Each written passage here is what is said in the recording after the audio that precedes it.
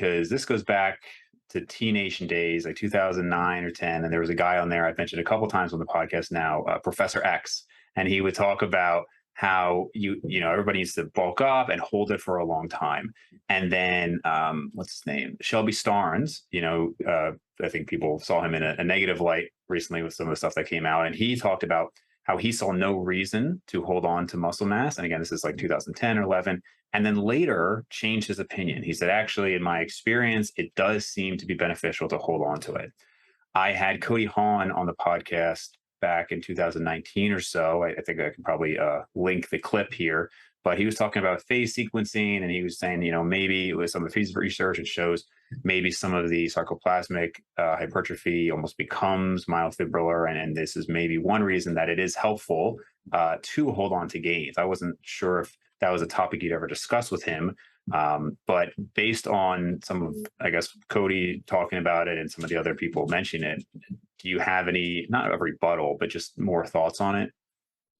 I mean, I think with my approach to fitness and science in general is to typically favor the concept of parsimony, which is, if you can explain something with a very simple explanation or a very convoluted, theoretical, not yet fully solidified explanation, probably ideal to go with the simpler one if they both explain the phenomenon equally well. So it's not like we're going to choose a simpler explanation that underperforms relative to the more complex explanation. But if we have two very equal explanations, and one of them is very straightforward and the other requires a few leaps of faith, I generally go for the simpler one.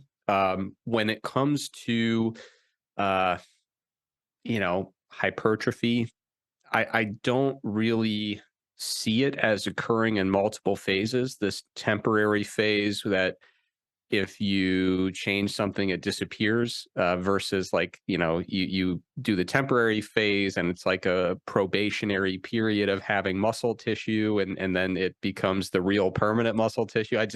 I don't really have much of a physiological basis for that. And of course, you could get into molecular explanations that involve extrapolating and really doing some heavy theorizing. But I think the most intuitive and straightforward explanation from my perspective is that we often overestimate muscle gain when bulking. And I think I've never found someone to disagree with me on that. But before especially early in a lifting career, we have a tendency to very much overestimate how much muscle Sure. we gain on a bulk. And then when we quickly transition from, a big caloric surplus to a big caloric deficit, we tend to overestimate the degree to which we lose muscle, right? So a lot of times what we'll see is that someone is bulking really hard, they're overfeeding a lot. There's a ton of just content in their GI system on a day-to-day basis, a lot of sodium coming in, they're all carbed up, glycogen, water weight, etc.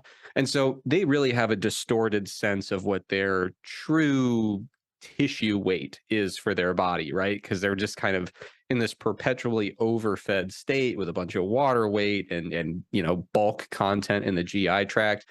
And then they very quickly switch over into a cut after that bulking phase. And all of a sudden, we go from this, we're just spilling over with glycogen to a glycogen reduced state. And we go from, pretty much, in a modern diet, anytime you drastically cut calories, you're going to have some pretty big shifts in sodium and potassium intake. We're going to see a big drop in water weight. We're going to see less content in the GI tract. And so a lot of times what we're seeing is when people end their cut, they have an inflated sense of how much muscle mass they truly have. And when they transition or when they end their bulk, I should say, they have an inflated sense of how much muscle tissue they truly have.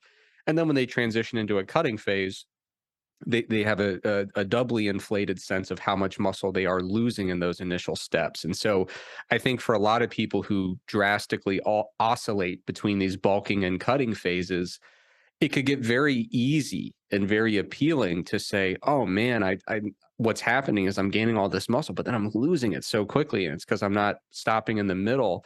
That can be a very appealing conclusion to reach. But a less appealing conclusion is that you're doing these really aggressive, really short bulk and cutting cycles. And frankly, you're kind of doing a little bit of wheel spinning where you're gaining a bunch of water weight and you're losing a bunch of water weight and you're gaining a bunch, and you're just kind of going back and forth. And I think, um, yeah, that to me sounds like a more plausible explanation, or if nothing else, just a simpler explanation. And until I have more to sink my teeth into physiologically, I'm inclined to believe that a lot of this concept that you have to, that people are losing muscle because they haven't weighted and maintained it.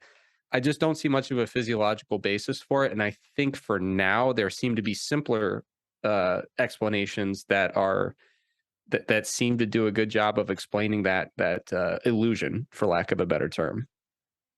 Right. Well, I'm less about the science, Eric, and more about real world results. Okay, that's the kind of stuff I care about. So, Fair enough. I mean, I would say honestly, if you're a lifter, you should be like yeah, yeah. who gives it? I mean, yeah, who cares if what you're doing is correct based on science? I mean, you want to build muscle and you want to do what you want to do. So I get that. I know you're joking, but Yeah.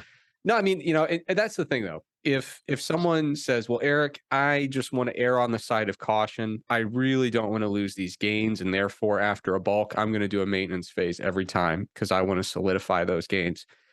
I'm not going to lose any sleep over that. Like I'm completely fine with that, and the only thing you lose in that trade off is time, and that's fine. Like especially when I mean, Dave, how many years you been lifted?